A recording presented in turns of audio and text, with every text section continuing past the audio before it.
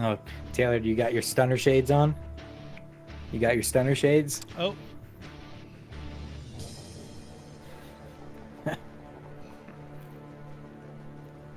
There you go. They go over the glasses. Are those Ray-Bans as well? No, they're probably 50 cents at a Gucci fucking thrift store. You guys look beautiful.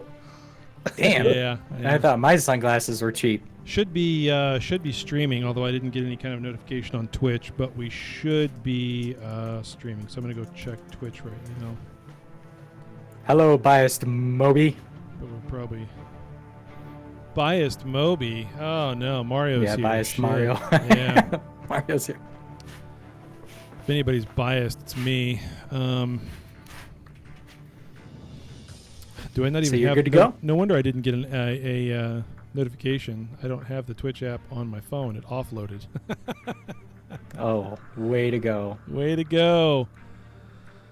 Rookie mistake. Very unprepared today. Very unprofessional. Apologies. Just give me a sec. I did say I'd be ready at 2:10, and we're 2 minutes away. So maybe I'll actually be ready at 2:10. Hold on a sec. This will take just another second to. Asheeved, thanks for coming on today, man. Thank you for having me. Of course. Thanks so much. Unlike what some people think, we are always very happy to have people on this show who come from different backgrounds, different play styles, different, what I would call different cultures within the game.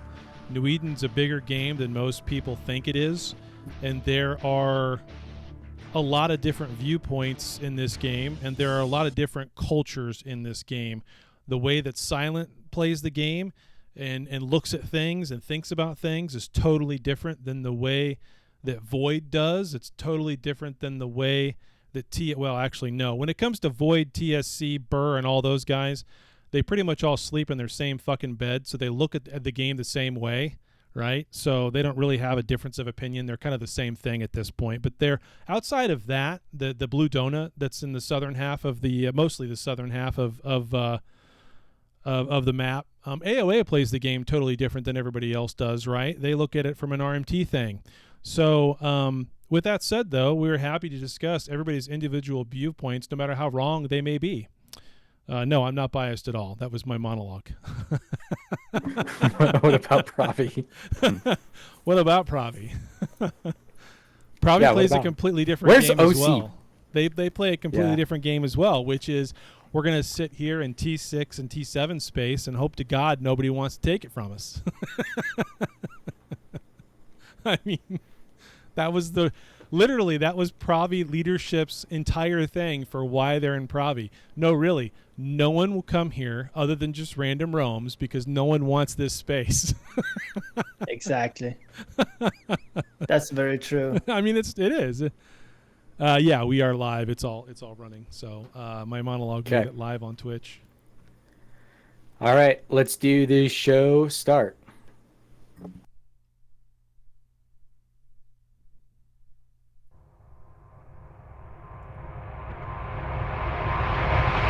From the content creators that bring you the lowest effort content imaginable. You know, the ones that brought you info that devs don't want you to know about. The podcast you probably don't want your girlfriend to know about. And will most likely get you banned just for talking about it. Raw, uncut, and uncensored. We want you to sit back, relax, and enjoy the show. Maybe try some mining or something. Remember not to undock anything you can't afford to lose. Welcome to the Echoes of New Eden podcast. Let's start this bitch.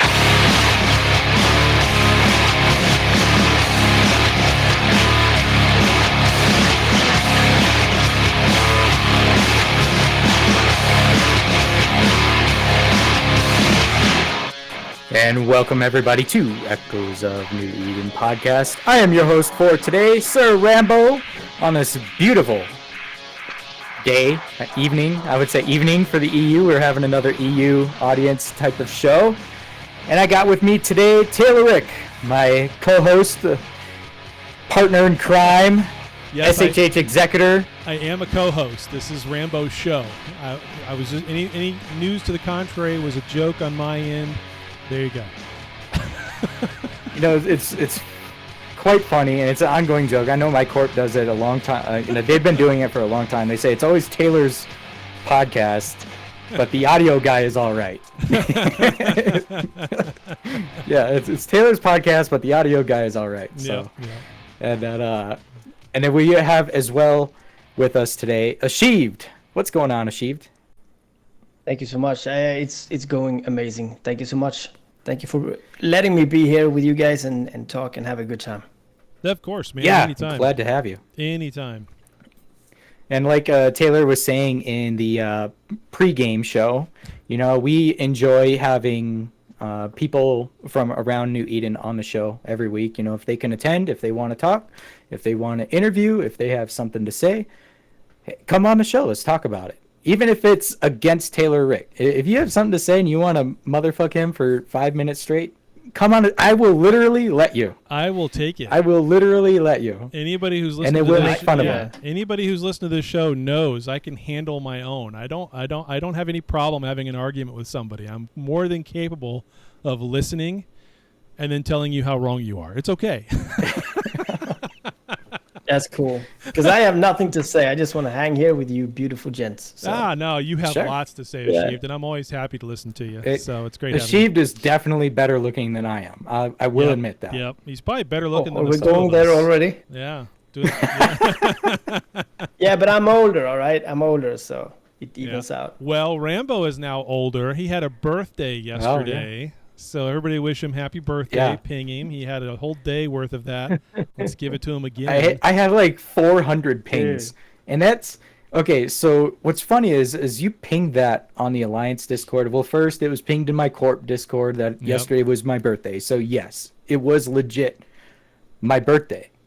So then what originally tripped it was one of the bots that I have on my Discord on a channel that was archived. Wait, you have posted, AOA on your "Hey." Discord? What? No. A No. bot. Yeah, okay. It was Me6, if you consider that Yeah. an AOA bot. I But have that too. Me6 said happy birthday to me, and it was in a channel that only like the corp leaders can see. And so then one of the corp leaders posted it as an announcement, right? And so then my entire corp knows, and then there's all those pings. And this isn't a bad thing anyway. Yesterday I had a really fun day. So then Riva goes over to the leadership Discord and is like, oh, it's Rambo's birthday today. And so I have a feeling that's how Taylor realized that it was. Yeah, my immediate response was, "Oh shit!" And then the entire alliance gets pinged. And then I'm getting pinged on other Discords. I got pinged on like 7 other Discords that weren't even SHH related. Yep. I thought that was hilarious. I was getting pinged on the Gulag. And then, you know, amongst others. And what's funny too is I logged into the game. I was getting happy birthdays from in-game. I was getting DMs on my characters about happy birthday. And my wife's characters were getting happy birthdays as well. And she's like, you know, this isn't his account, but I'll relay it. So, yeah, it was quite the day. I had a good day yesterday. So, needless to say. But, yeah, it was the birthday heard around New Eden. I would say that. It's a big thing to be 24. Oh Yeah. no. See, See, yeah, exactly. No. So here's my payback for all the times that Rambo has come onto my corpse Discord server and tried to convince everybody that it was my birthday. And he does this 3 times a year. And everybody's pinging me on my Discord server 3 times a year that it's my birthday when it's not. So because of this yesterday, when I made that Fed announcement, I'm going to read this. Now, I know that the majority of this audience, in silent or not, sees every ping that I make on any server that I make it on. Like, I know it's not a secret. But for those of you who haven't read it yet, I want to read to you what I pinged because this is perfect. And then I'm going to ask Rambo a question at the end of it. It's Rambo's birthday. Everyone ping Rambo and wish him a happy birthday. Maybe this is the year he finally grows some hair, goes through puberty. I don't know. Ping him everywhere. Happy birthday to my co-host of the best podcast I run, Echoes of New Eden. LOL. Love you, buddy. Enjoy the day. So that was my dig. Finally getting him back for all the times he's pinged everybody in my corp that it was my birthday and it wasn't. So, and I'll do it again too. Yeah, I'm sure you will. I don't care. I'll do it again. I'm sure you will. It'll be great. Now that's the question though. How old are you now, sir? 33. 33. Nice. You 33. young pup. Oh, you you're 33. young pup. My God. Oh yeah. Yeah. We are old, Asheeved. Yeah, he got his whole life in front of him. He does. He does. Yeah. Seeing some of the people that do play this game is a lot of older people, older than me, I should say, that play this game. You know, lots of adults. That's why I like it. It's not a kids game. And we don't. It's not a kids game. I mean, at one point in my life, gaming like this was really frowned upon culturally, like in the United States. Like to be a gamer, that was something only young kids did. And by that, I mean like young kids, like, 13 or something. And as soon as early you were, teens. Yeah, and as soon as you were like 16 or 17, if you were still playing games, then you were a nerd, and it was very much looked down on. Like that was just a no-no. Like why, anyway, where I grew up in the area I grew up in during the time I grew up in it, that's the way the culture was around gaming. And I'm old enough. Skylark's old enough to be his dad. Yeah. I'm old enough to where Rambo could be my son. Exactly. It's not that way anymore. Gaming went mainstream. I don't know. What do you guys think? Do you think gaming really went mainstream in the 2000s or 2010s? I feel like it was more the 2010s when it became something that was more acceptable across the age ranges. Yeah. This is 2010. A couple of years after World of Warcraft, I think. Yeah. Yeah, So- I would say late so, yeah, 2000s 7, and 8. into the 10s. Yeah. So, Yeah. yeah, I mean, growing up, in fact, if I was playing a game and it wasn't golf, football, or baseball, I got made fun of. So. Yeah, it was those years, the glory years of like Call Yeah. of Duty 4, Halo 3. I used to play Call of Duty, I guess you could say, quote unquote, professionally, and actually have a team and Nice. do championships and stuff, and did all that for a couple of years. So that was, I don't know, it was kind of a transition right there. But then it started becoming a lot more popular in the gaming world. Then it was competitiveness, right? So people were doing all this in competitions. Esports kind of emerged, or not necessarily emerged because it's always been a thing even before I was doing that. But it definitely got more popular, and here we are. Now everybody plays. Yep, everybody does. And Not Eve necessarily Eve Echoes. But Well, I mean, Eve itself Not is, necessarily game. Yeah, but I mean, Eve itself is a very it's a very interesting game for a lot of different reasons. But I think one of the ones that is the most interesting to me, the different types of people who do play this game. It is very much an adult-heavy game. If you look at the average age of our audience, when you go back and look at YouTube statistics, it is like 99.99999% male.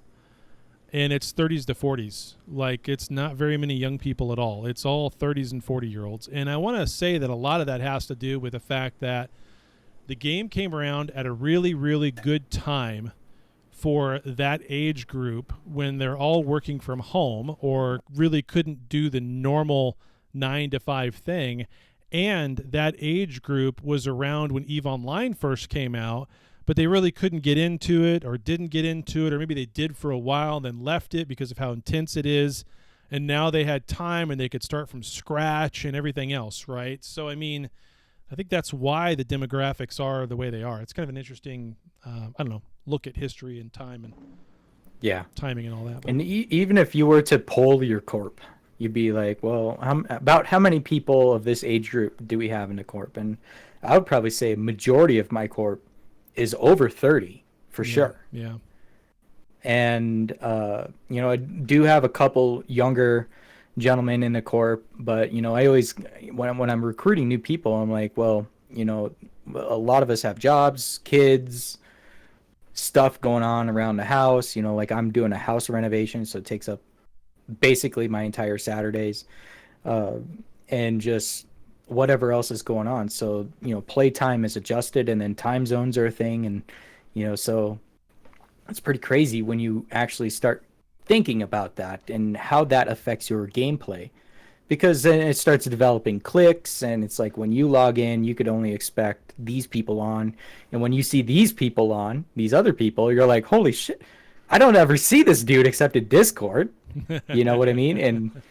And so on. So or you can know exactly what someone's work schedule is because that's when they log in. Yeah. That's when they log in. Correct. It's like, well, they live in the United States, but they're mostly on during EU time. What's that mean? Yeah. They're probably working. Yep. Barely at that. Yeah. Yep. Yeah. You see my wife's command center. She's got like tablets everywhere, and she's working, and she's got all these screens. Like all these screens that are in front of me are all on, plus a phone. And then tablets on top of that. I'm like, geez, I wish I could do that. And you wonder why your internet sometimes isn't strong enough because you've got 50,000 things connected to it. So it's been a lot better since the last time I had to fix it. Remember, earlier this year I was having a lot of connection issues for whatever reason, but ever since I changed it up, we haven't had any problems. And last Friday. Just a couple days ago, we had another storm roll through, and our power was out for 9 hours on Friday. And so, yeah, she couldn't work. We couldn't play games, none of that stuff because Wi-Fi was out. But, yeah, anyway. Shall we? Shall we? Yeah. Get into the meat and potatoes of the show. So we'll go over the patch notes. I was looking at the official Eve Echoes Discord today, kind of looking at their announcements. And Taylor, did you want to? We didn't really cover it last time. We hinted at it, but do you want to cover the Q&A that they released, the weekly Q&A for the month of March? Yeah, this is they have the AMA summary too, but so okay, hey, first, actually, let's talk about last episode. Okay. First. Okay. How much trouble were you in last week after the show? For the comments that I made right at the end of it? No, the wife aggro. Oh. Because it was Easter Sunday. Yeah, and you're already late. Yeah, it wasn't bad. It wasn't. It was okay. It wasn't bad. So we had already set a specific time, and I ran over, but it wasn't horrible. And yeah, so it was okay. I would say it was okay. I would say actually for my wife to not be upset over that was kind of a little bit of a relief, a revelation, and kind of well, maybe I need to just pad my numbers a little bit. So like when I say an hour and a half, I should really be saying 2, and then when I do show up in an hour and a half.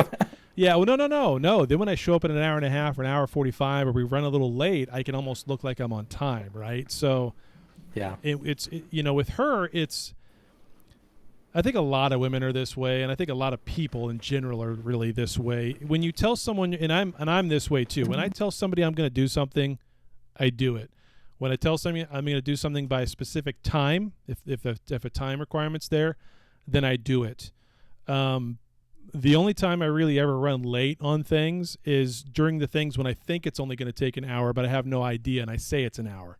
That's my fault. That's not anybody else's fault. So I just need to get better about that. That's all. We did get a little bit of flack, though, for what I said at the end of the show. If we want to go and recap that, the TSC drama.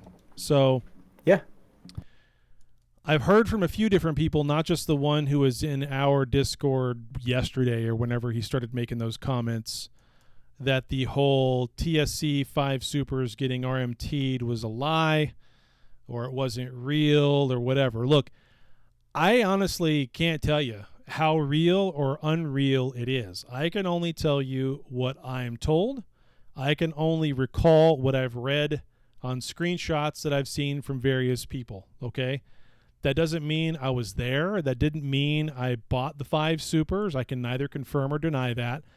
But what I was told was that a leader in TSC had rounded up parts, had been rounding up parts. They had been building supers. It was part of a collaborative effort. They built 5, and this is a +8 leader, by the way. He then turned around and sold those supers for real money and got out the game. That is what I've been told. I have seen some supporting screenshots of that, but then again, that's just people talking on Discord, and I see a photo of it, right? So I mean, you know, that's what I'm reporting. Whether that really happened or not, I let you decide. I'm just telling you the information that I was given. From my perspective, my opinion now, just an opinion of what I've seen, it sure as shit seems real. If certain individuals in those screenshots that I've read are as pissed off in reality as what they said in those screenshots, then yeah, it sure as shit seems real. Other than that, I can neither confirm or deny that I bought the 5 supers from TSC. Right. Yeah. So, and I remember seeing the discussion as well on that too, so I could vouch for that. But and if someone doesn't, and then understand, on top of the one that was lost in a defense. Yeah. So let's not forget about that one. There's been but more at than the same one. time, There's been more than one TSC super lost in the last 3 weeks, but okay. Well, right. Yeah. So, yeah. But I was saying too, I mean, Super Sunday happened. You know, it wasn't just a Super Bowl, but it was a super loss too for SHH, and they had lost the 6, and you know, it is what it is. It plus other capitals and other supporting ships, blah blah blah. Yep. So I mean, yeah, it happens. Cool. Okay. Not that I wouldn't report on it, even if it was SHH, but yeah, exactly. It's capital losses. There are not enough capital fights in this game, honestly, and there's multiple reasons for it. But at any rate, I wish there were more, and I'm happy to talk about them when they happen, regardless of who they happen to. So there should be more capital battles. They're fun. They're a lot of fun. Yeah. So. Yeah, I see a lot of capital losses, but they are from like ratters, you know, some that are doing an NDS or CTR or something. They get ganked, you know, and they lose a bunch of stuff to you know, some battleships and stuff. And it's like, wow, you see that every day. But there's other areas in New Eden where you don't see that. What do they get? What kind of kills do they get? Frigates, battleships, you know, a bling INC here and there. It's, you know, depends on where you get your info, I guess. So. Yep. So anywho, the Q&A. Okay, Q&A. You want me to read these? I got the first one pulled up. The weekly Q&A for the month of March, as they literally said themselves on Discord. That's hilarious. This is from 3/1 to 3/25. We didn't cover these at all, did we? No, you hinted on one that had a relation to one of the AMA questions. Yep, that's right. Now I recall this, right. Yeah, because we didn't get to these. They pinged this like right during a show, maybe. They pinged them on 3/31, so yeah, I guess so. Yeah, it was Dinobot. Yep. It's weird that was... Anyway, they just... I don't know. They change up how they do things every week at this point. So, first question, I would suggest adding an implant reset feature. Thank the Lord. Somebody... we have plans to launch such a feature in the future. However, the implant system is highly complex and many of its mechanisms still need to be optimized and adjusted. We will not be able to launch the reset function within the next 3 months. Okay, that's better than just saying soon. So the next 3 months being April, May, and June. So maybe by the 4th anniversary, we'll be able to get some new implants and some resets at that time.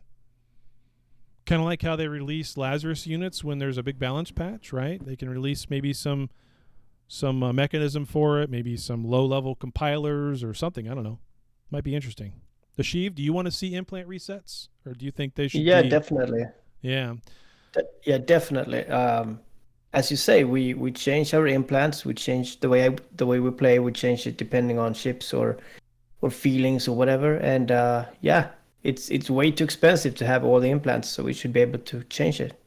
Yeah. I think that'd be a good one. The oh shit, am I on the right? Yeah, I'm on the right.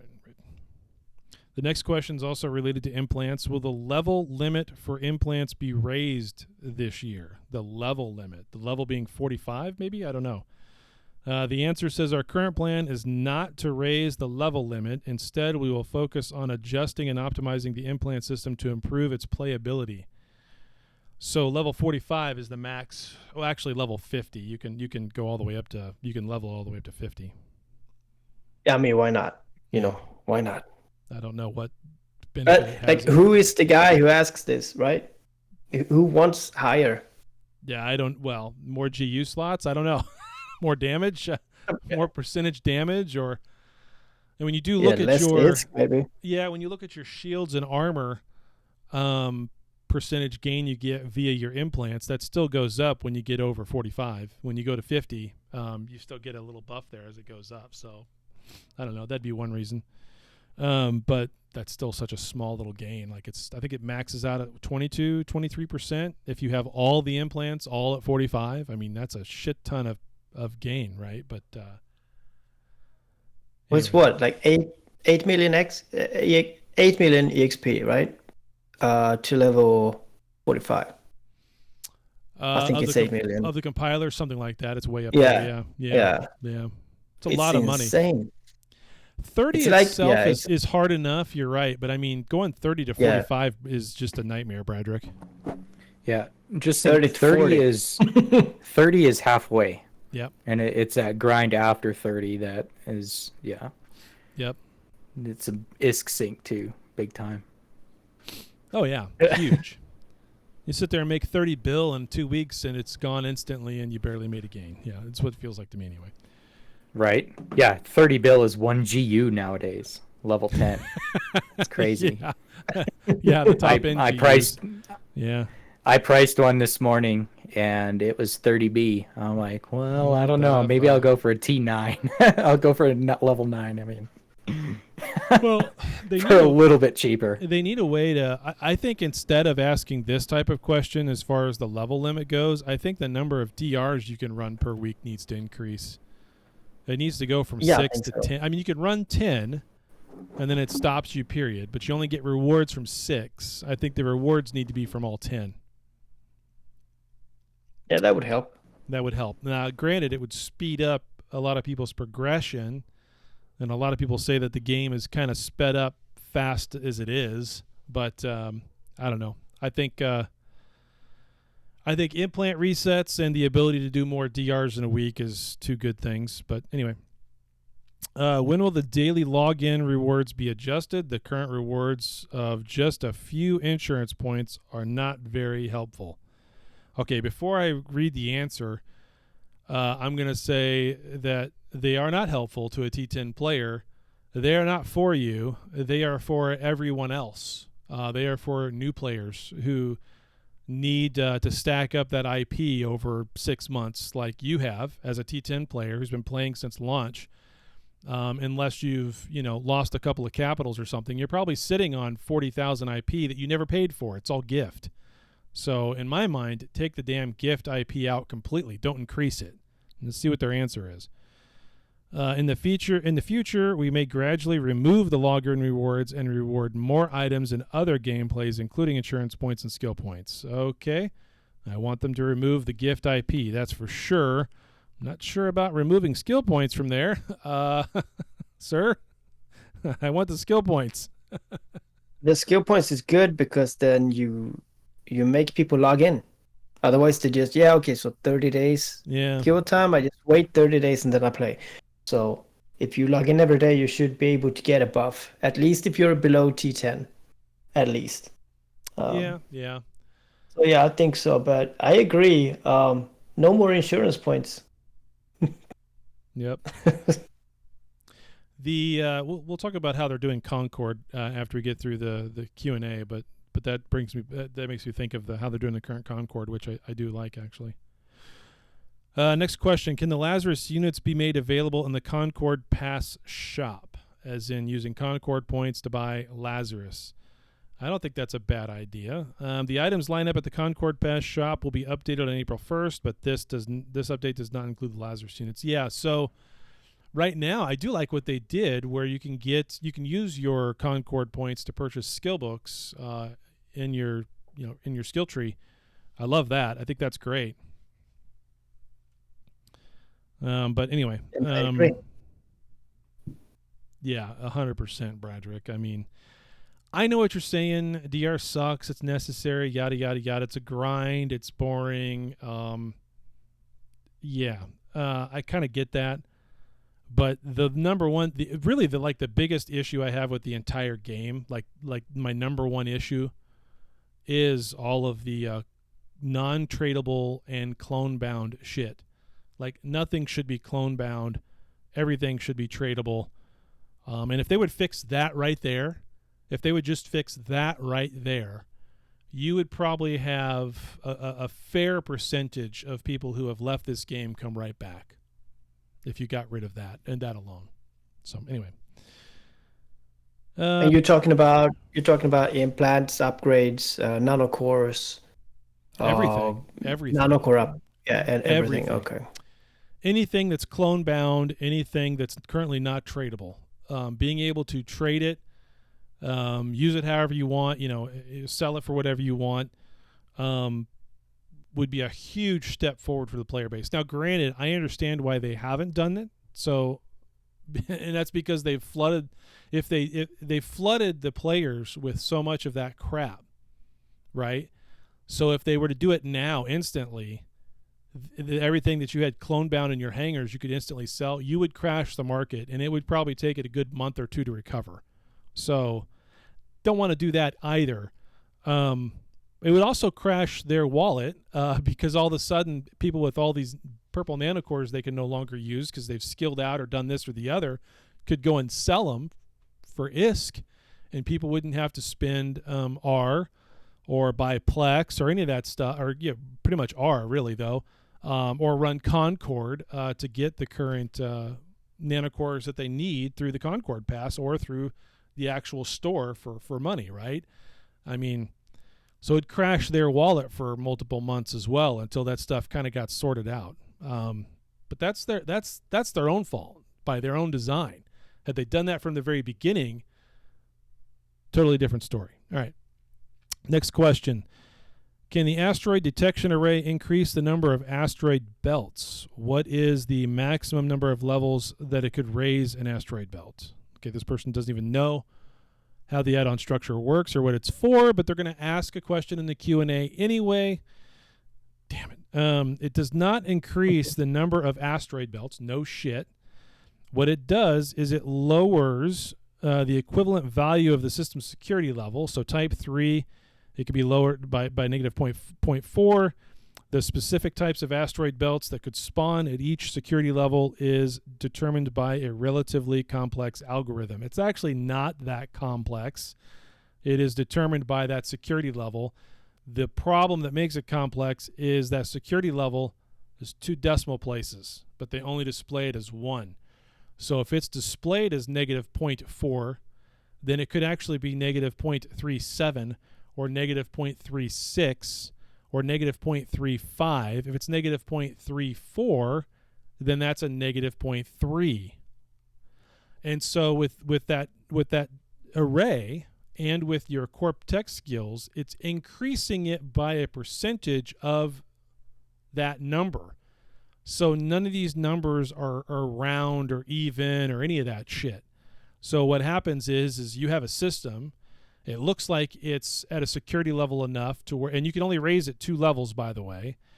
So if it looks like it's got belts of T6 at that security level, and then you go and do all that shit, put the add-on structure on, get your corp tech and everything else, you would think it would go to a T8, but it doesn't. It only goes to T7 belts, and that's because your security level is actually lower than you thought it was. It was right on the edge of being a negative 0.4 or whatever it might be, right? So, and you don't know that unless you are smart enough to understand that mechanic and how it works, and you go and look up on an app like EVI what your true security level is, not the 1 decimal point rounded one. So there's your PSA of the day. Make sense? Yes, indeed. All right. Indeed, I did know that. Yeah. I did It also too. affects the anomalies as well. It does not affect the level of your anomalies. It only affects the belts. There's a different add-on structure for your anomalies. Base detection array. Right. Yeah. Right. Oh, but the security level rounding thing does, yes. Of course. Yes. Yep. That's what I meant. Okay, gotcha. Now just make sure we're clear. All good. Asheeved understood. I just needed clarification. Yeah.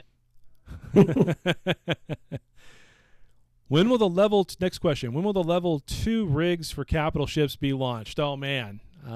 Is there a plan to launch it this year? Oh, boy. Yeah. Some rich people are asking these questions. Oh, no. We need T2 rigs, man. The supers need T2 rigs. Like, you won't believe. Same thing with Titans and same thing with the Lancers. The Titans when they come out. In the answer, we have plans to do so, but the priority is not high. We won't be launching it within the next 3 months. Okay, so this is the second time now they've said something that won't be launched within the next 3 months. So I'm going to make a prediction.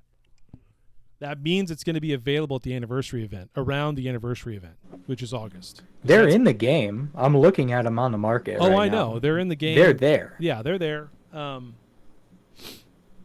Not how you make them, which I'm assuming they're going to be made the same way you make T4s, I bet. A little bit of a... Yeah. Yeah.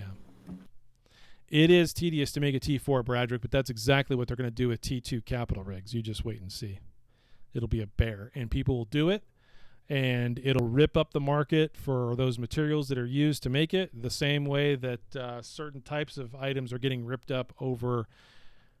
things like capital EDCUs, bursts, swarm modules for VAX, and the whole 9 yards. So, yeah. Next question. Shields are now superior to armor in all aspects. Oh, my God. This guy's improv-y. Are there any plans to buff armor resistance? Please, buff armor resistance. Oh, my God.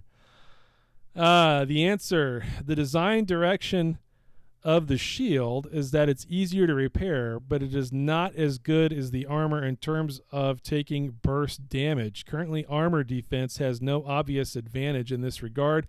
We plan to increase the defense of all ships with a focus on small ships. As part of this, to buff the armor will be greater than... What? As part of this, the buff to armor will be greater than that to shield. Yeah, they're buffing both. So they're doing some buff. All defense. All defense this year. Yeah. They've said that before. That was part of the AMA too. So we'll see exactly what that means once we get to that. I don't know. I don't recall. Did they say when they're going to do some of those buffs? Was it this summer? Yeah. What I understood, it was during several updates throughout the whole year. Yeah. So, okay. But I mean, armor already have more resistance than shields. I don't think that's. It's not a. I'm not sure that's the issue, but I think maybe it boosts like the armor repping is a little bit slow. Maybe I don't know, but something like they're gonna do something. But we don't know what. Yeah. I could say more, but I won't. Last two questions. Are the modules on the NPC ships random? Now that's funny. How like a dreadnought, Amar dreadnought is shield using shield extenders instead of instead of armor. Yeah. Anyway, a certain level of randomness is involved. It is not completely random, but it is not completely fixed. Okay. Yes, no, maybe. I remember back in the day when... The fitting's all done by AI. Yeah. Well, actually, I remember back in the day, there was ships that weren't even fit. The pirates were using unfit ships. And it's like, well, no wonder it was so easy. We don't know. That's funny. That all came off the test server. No, actually, the fits are all. If you want to know what the NPC fits are, just pull up the ship, your ship, or a ship that's like one of the NPC ships, and then go and put in what their suggested fits are. Yeah. Those are freaking horrible. That could be it. On some of the T10 ships, you do suggested fittings, and it says there's no suggestions available. No. Like, okay. We don't even know what size of prop mod to put on this ship. Oh my god. Yeah, not even the game knows what to put on its own freaking ships. That's the lack of programming. That's all that is. Yeah, it's and just a lack of programming. I remember when I lived back in Minmatar space, we had mocks that were doing like 8,000 kilometers a second. Like, we can't catch those at the time. Couldn't catch them to tackle them. And so, like, there was stuff going on like that. There was ships being unfit, and you were just shooting them. And I don't know if they just wouldn't drop anything, or I'm not exactly sure what the risk and reward was exactly there. It was a long time ago, but that question is interesting, though, how it does have some sort of randomness to it depending on time. And I'm okay with that. Depending upon the type of anomaly that you're in, depending upon the area on the map that you're in, depending upon whether or not they want that type of anomaly to be brawl versus, range, kite, right? And how they have those fleets respond to you when you enter the anomaly. Like, I'm okay with that. I'd be more for a little bit more randomness. And I would be for them making those types of fights just a little bit more challenging. They're not challenging at all anymore. Haven't been for a year or two. But they're just a blah kind of grind. I certainly don't want them to do any story writing into them because the stories are just so poorly done. I skip through them, but I don't have any faith that they can write a good story. That's what they should hire us to do. Like, the three of us could really make an excellent set of stories for like a new line of story missions. I think that would be. They're going to miss a huge opportunity if they don't do something around that with what this last question is, which is one that we highlighted last show, which is there a plan to redesign the faction war games?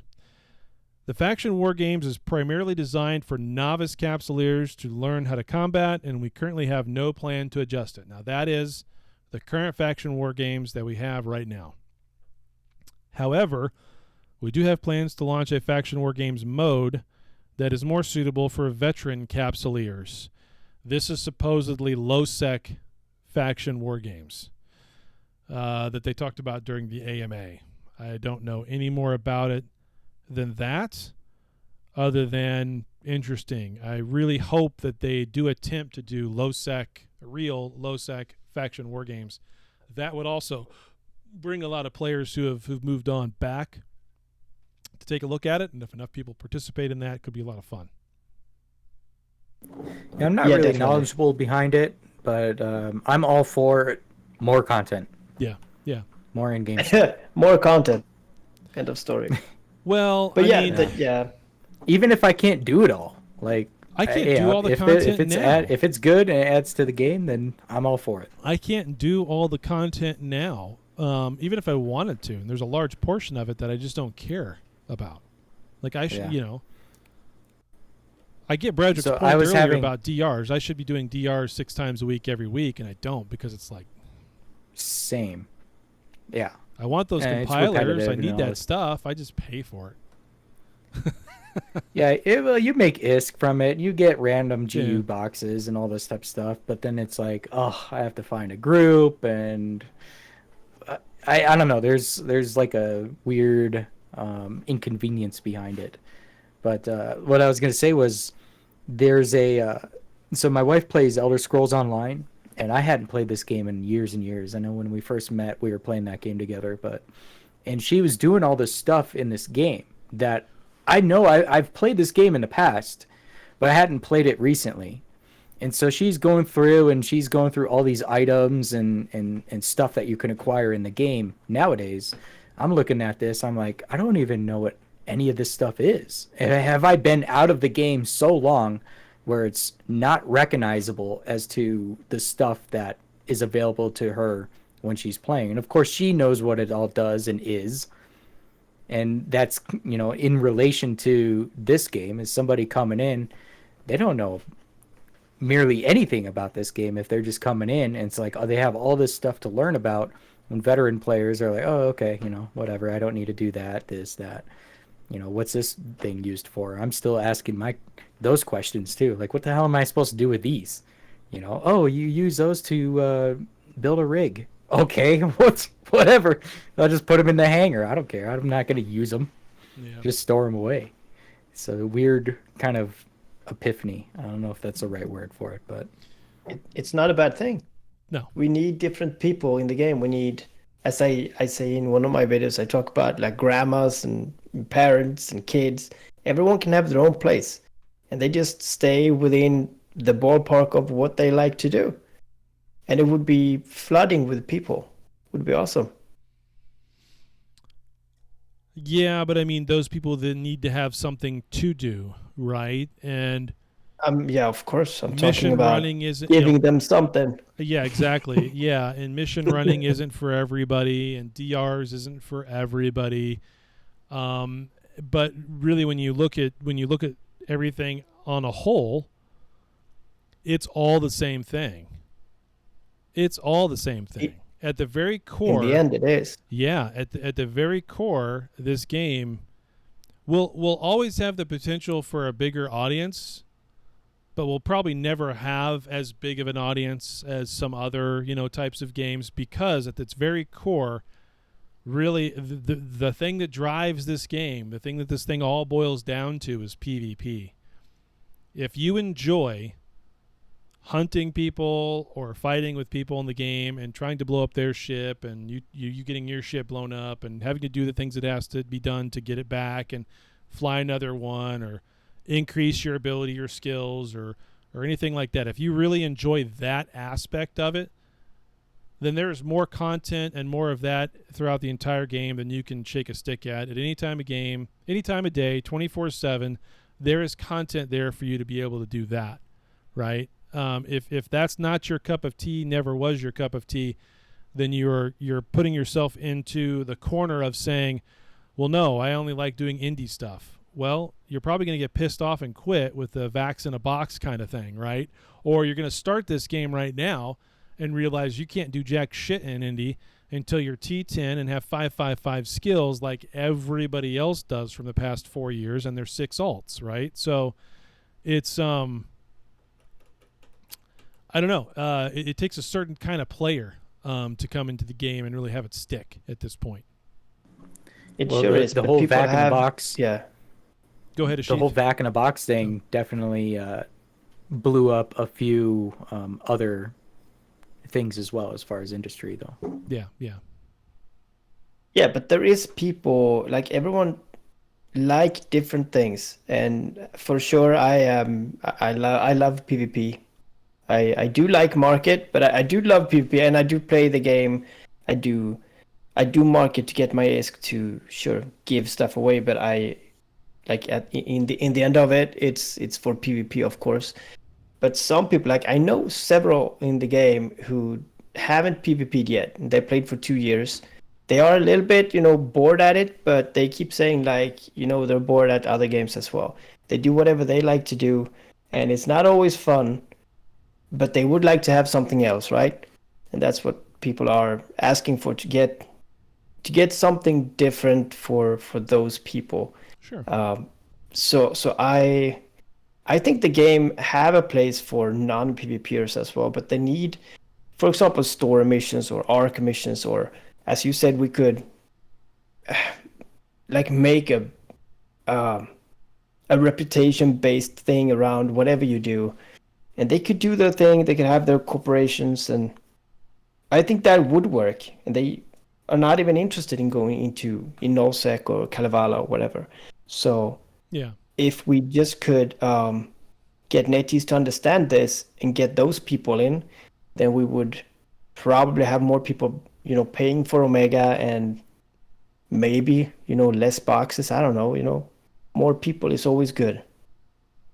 True, yeah, and I'm all for people playing this game any way they want to. I've often said that, but yeah, no, I get the point. Well, who's to say that NetEase down the road wouldn't implement something, additional, like mission, just different missions, not encounters, but actual missions. So. Well, I know in EO when I started up my character there, it was like, oh, go collect 800 of this ore and then bring it back to me type thing. Like there's that, but I think granted, I don't know the whole scope of EO. I haven't played it that much, very novice at it, but I figure that there is more complex, more intuitive, and just better missions to be able to do than just go collect this, come back, bring it back. I'll send you on another mission to do something else type of thing. Yes, that kind of stuff is way better, yeah. You still get bored at it. It's still the same. Yep. I think it's impossible to make something, linear for you to do that isn't gonna get bored. So they need to have their hands free to write their own story, and through, of course, very intricate missions maybe, or some lore that they can do or whatever. Just like we do when we PvP. I mean, some people just go out just to get kill mails, right? But I go out probably for a rush or to hunt someone down, or I have my own story. So just PvPing is like just to do it every day just to make money. That's boring too in the end, I guess. Well, I think too, everyone has their own experience behind it, and let's go to the player that isn't involved in large wars and maybe is just doing exploration, say, and they're flying through space and they jump into Nullzak and they're like, oh, I'm gonna explore this region for the first time. They jump into this region, all of a sudden there's like 400 people on this gate, and you could only imagine what they're thinking, like, what the heck is going on here? You know what I mean? Mm-hmm. And then that experience is different for those people that are there, because they're there for a reason, right? The explorer is there for a reason. They're mingling, whether or not he survives the whatever he's doing, but it's crazy to think that even at those different perceptions, they're still in the single system. They're still doing the things that they enjoy. And yeah, I just think that even as something as simple as me going and collecting 800 ore from one system to another, that experience could still vary quite a bit and maybe not consider it as boring. Maybe, yeah. Totally. Yeah, maybe. And maybe everything is really hard to code. You probably know this, Taylor, but is it impossible to code that you have to travel to Nosek to deliver some ore? Just like for those hardcore miners that really want to have this edge.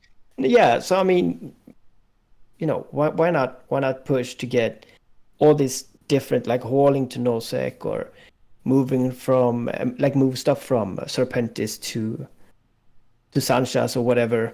I mean, that's a whole evening for you with your cloak, and you warp around and maybe scout, and yeah, hard to do. Yeah, but if you can do those kinds of things and get rewarded real loyalty points to go towards something in a real loyalty store for each one of the factions, not just each one of the factions. So I mean, like, not just Caldari, Galente, Amar, Minmatar, but also Serpentis, Caristas, Mordu's Legion. Like, actually have a...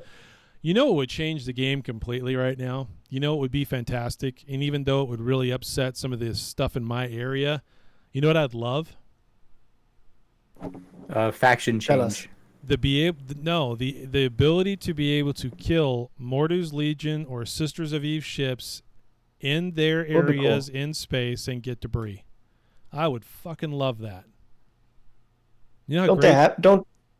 Doesn't the SOE have one area? No, it's ore. They have areas. It's ore. They have areas. Yeah, okay. But they don't have NPCs in those areas, so they don't drop debris or loot or anything.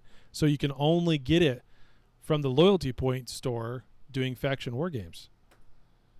Yeah, amazing. So just open it up to the actual game for crying out loud. Holy shit, that would be amazing.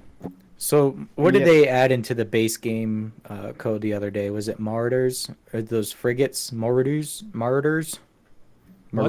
What? What are those? What are those? Marauder. What were those frigates? What are you talking? What are you talking about? The Wolf? I don't know. What are they called? Marauders? Those are What's that frigate? Marauders are the battleships like Paladins. Yeah. Okay. What was the frigate? It was a wolf. Stuff that was added. It was a variation Okay, of, what of, is a, that? of a rifter, basically, but it was a wolf. It's called a wolf. It's a Okay, variation but of a rifter. what are they? Okay, either way, say if that is Minmatar specific, have that only acquirable through doing Minmatar missions and Yes. getting a loyalty along those lines. Yes. It's like, oh well, you could only get that ship if you're doing Yeah. Minmatar Yeah. stuff, Loyalty right? points And to the vice story, versa yeah. for all the other Exactly. factions. Exactly. Yeah, that'd be great. Well, Yeah. or debris to build the ship like they do right now for the current faction, but open it up to the map. Open it up to the map. Now you're driving conflict to certain places because there's not very many places where either one of those two factions have EPC stations or anything for that matter. Hopefully we can get that with the faction war games in low-sec, so we can see the Navy Comet or yeah, I can't remember the frigates names, but yeah, that would be good. That would be really nice. Yeah, the EE mods probably don't want you knowing, but they're coming. So Yeah. So yeah, Bradley, Good. there's my tip for you. Get faster guns on your ships, then you'll get the kill mill, so you'll get PPK.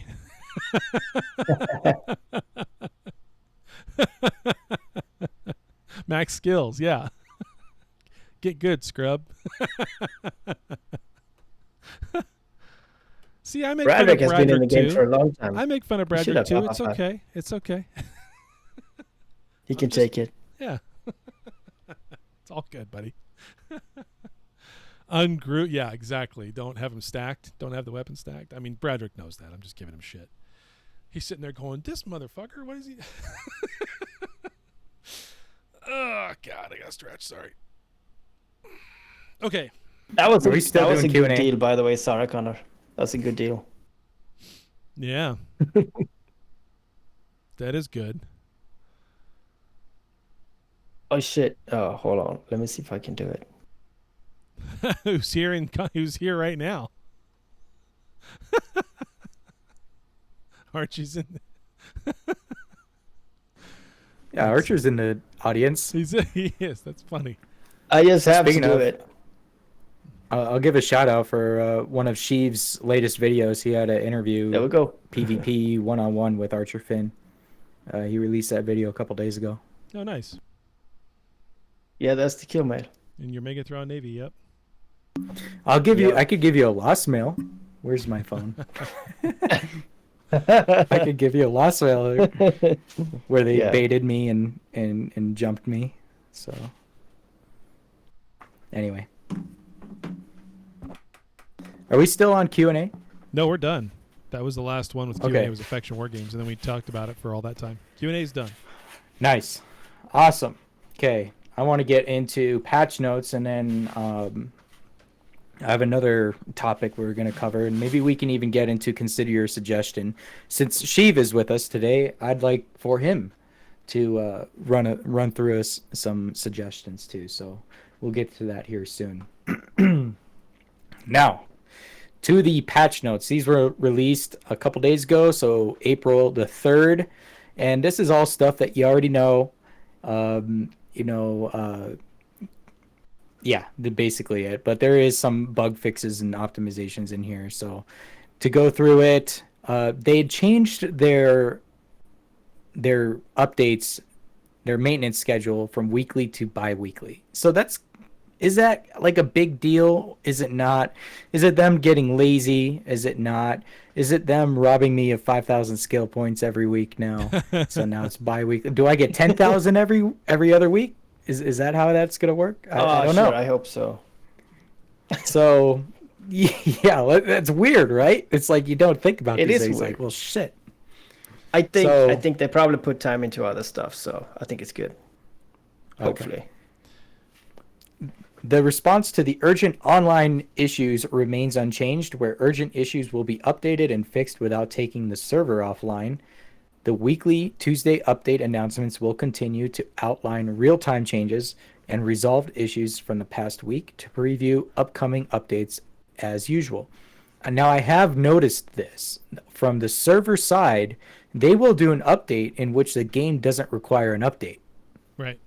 I don't know if you've noticed that type of stuff too. It's like, oh, well, chat is broken. And then all of a sudden, 10 minutes later, it's fixed. But you didn't have to restart your game or anything. It just works again. So there's things like that. The biggest one I think of recently was the broken translation feature. Right. So there was that. There was also the update. Right. Yeah. That. They have some navigation tips. The Stargate from EFM TAC C4 in Innsmother to GTAC QTSD in Ethereum Reach is still under construction and inaccessible. The completion of the opening date has not yet been determined. Because the navigation system mistakenly recognizes this route as already passable, navigation through this Stargate is currently not functioning properly. Capsuleers can avoid the system, and those capsuleers that are active near the EFM system, they can choose to avoid the GTAC-Q system and resume normal navigation. Okay, that's interesting how one of the gates is broken. So I wanted to say I did see some more info on that, but I don't have it up in front of me. The combat tips, the Waste Seeker Strike Fleet. Did you have something? Is it the 4th gate or the 3rd gate? Well, I didn't know each one had a number. Well, there's a total number of gates. I'm pretty sure there's only 4 gates. So that means 3? Or is there only 3 gates? I forget the total number of gates because there's only so many gates that go into Ethereum Reach. Is there 3 or 4? Yeah, there's only 3. Okay, so that's the 3rd one then. So 2 are open and the 3rd one's not. The 3rd one just happens to be kind of really in nullsec. I mean, the other 2 are in high sec. That's the only one that's in nullsec, and it's in the south. Yeah. So interesting. Yeah. It's the middle one. Is it the middle one? No, it's the one that's farther south because the middle one's almost in great wildlands. Oh yeah, it is. It is. The other one's in the forge, which is high sec, essentially high sec, low sec. So that one's far south. It's in void space, literally. I mean, it's in Innsmother, but so interesting that's the one that's broke. That's on purpose. That's not because it's broke. That's on purpose. It's too easy for probably the south to reach. Wait a minute. So EFM to GTAC Q. That's not any of the 3 entrances that are into Ethereum Reach right now. Okay, so it's a 4th one. So yeah, again, they did it on purpose. Would have to be a 4th one. Yeah, they did it on purpose. Okay. Huh. Interesting. Patrick, raise your hand if you have the necessary online time to make a profit from any of this shit. Yes. What are you talking about? Okay. I go there to PvP. I don't go there to make money. Oh, Ethereum Reach? Yeah, I mean, dedicate a couple of hours if you want to go there and make profit. Yeah, dedicate a couple of hours and get 10, 15 guys with you. Otherwise, you're at a loss. That part, yeah. Yeah, you're going to die. Even though I kind of hear PvP there is still pretty scarce, though. Yeah. Not a whole lot of It is. It's really empty. It's weird. It's not like Kalevala was when that opened. I think Kalevala has more people. I don't know. It feels like that. Yeah, so, upcoming changes may change things. So let's continue. So I was reading this one about the Waste Seeker Strike Fleet. They will only appear in the Ethereum Reach region. Defeating them can yield a large amount of precious metals, drone components, and other materials. Each fleet consists of 3 to 5 squads. And for systems with a security level of minus 0.6 and below, the fleet has a chance to consist of a small number of capital ships. The corporation frontline outpost can also be anchored in regular regions. This structure does not provide any additional energy anchor points, making it unsuitable for resource and production systems. You can choose a relatively safe time to transport the frontline outpost to a target system, log off, and then start anchoring after maintenance on April 10th. They even tell you how to do it. Mm-hmm. Just go to your bookmark and log off, and then after April 10th, you drop it. Yep. So I'm curious as to what this is going to look like. Not the structure itself, but whether or not you could put it into a SOV system, whether or not, if it is not claimed by a SOV owner, if it will determine it as a SOV owner, or if it says it's unclaimed, or two, if this is going to take a POS spot, if this is going to be a spot of its own, if you can only have one, multiple, etc., etc. So it's going to be, and this is relatively new. I don't remember this being said in previous patch notes, where we can anchor these frontline outposts in normal regions. Well, it's a brand new outpost. It's different than the ones that go into Cobalt. So we have 3 different types of citadels now, only one of which is upgradable. One of which is a different structure, different build, and different defense ability. And the front line is tanky. It has an awful lot of hit points for a T1 if you go and look at it. So, and that's specifically because of the NPCs that could hit it as well as regular fleets, right? So, yeah, I don't know why we have to have 3 different citadels and only one that's upgradable. I highly doubt you'll be able to anchor this in a system where you've already got SOV in. I think it's going to take SOV from whatever system you anchor it into. But yeah, I don't see it. I don't see why in the world you'd want to anchor it in regular space. It doesn't allow add-on structures or upgrades or anything. So kind of unique. Watch it be for low sec. What if you could put it in low sec? Yeah, I mean there is 2 different types of citadels that are coming, or if you want to call them citadels anyway, that are coming that this may have something to do with that. Like a Fortizar is one of them and the Keepstar is the other. It wouldn't surprise me at all if this is the one that eventually will be upgradable into a Fortizar, because the Fortizar has the ability to, well, in EO anyway, the Fortizar has its own, it's a citadel that has its own defenses. So a frontline outpost like this that's able to launch fighters at some point, that would be freaking hilarious. So I could see them doing something like that, but I don't know what their plans are with the Fortizar. The Keepstar sure looks like it's going to be what, when you take a T4 and upgrade it to a T5, it becomes a Keepstar. If you just look at the structure itself, then you go and look at a Keepstar, the bottom, the T4 looks like the bottom half of a Keepstar. So yeah, so kind of I could see them doing that. But anyway, yeah, anchoring stuff in low sec like that has no, like, why? What's the value there? Low sec has 0 value right now at all. To be able to control any areas in low sec, there's no value in that. So it doesn't make sense to me. Now we can get to optimizations. They optimize the target seeking logic for the sentry gun, and they will now try to prioritize attacking ships that pose a greater threat. Okay. Bug fixes. Fixed an issue where some rift filaments did not allow the passing of ships with items in the cargo hold, and reissued the items. So does that mean they disappeared? Yeah. So like they dropped the items when they used the filament. And fixed an issue where defense jammer bursts projector skill bonus was ineffective. Fixed an issue where the skill interface might not show or cannot be operated.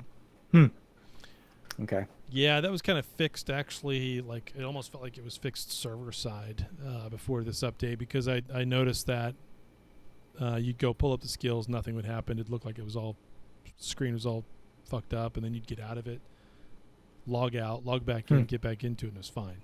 So I don't know. weird. Didn't have that problem. I had it on 2 of my accounts, not the others. No, I think that one day, I had it on all the accounts. And then the next day it was gone. And there was no patch in game. Nice. It was just server side. All right, all right. So that is it for patch notes. I believe that is it for basically game updates and such, right? Announcements and all that. So I was on a EE Discord earlier, and it's kind of just the same old crap. So meanwhile, I want to get into the next thing here, and I actually have Space Rent-A-Cop in the audience right now, so I'm going to invite him to speak. And he's going to tell us what happened, his experience this last week, as to what happened to him in this game in a couple updates, in the last couple updates, previous updates, as you should say. So, Rent-A-Cop, if you could do a mic check on your end, it looks like you're muted.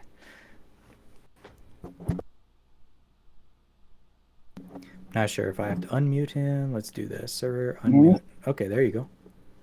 Hey, Rambo. What's up? Yeah, first time being on a podcast. Oh, nice. Nice. And welcome to the show.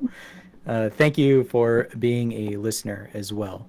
So, just real quick, I invited you to talk about this. Granted, I could talk about it. We were messaging back and forth about this for at least a week now, as your experience goes. And basically, on a game update, you were gifted free AUR, right? Was it AUR or Plex? It was Plex. It was 21,853 Plex. Gifted? Why can't I have this happen to me, right? So tell us about this whole thing that had gone down and what had happened.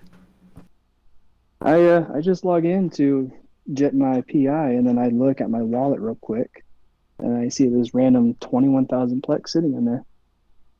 I literally just stared at it for like 10 seconds. I'm like, this can't be real. I refreshed my game, brought it back up, and it was still there. I'm like, holy shit.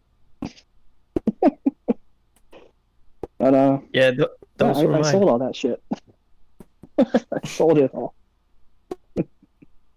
I skilled into accounting and walked away with 188 billion ISK.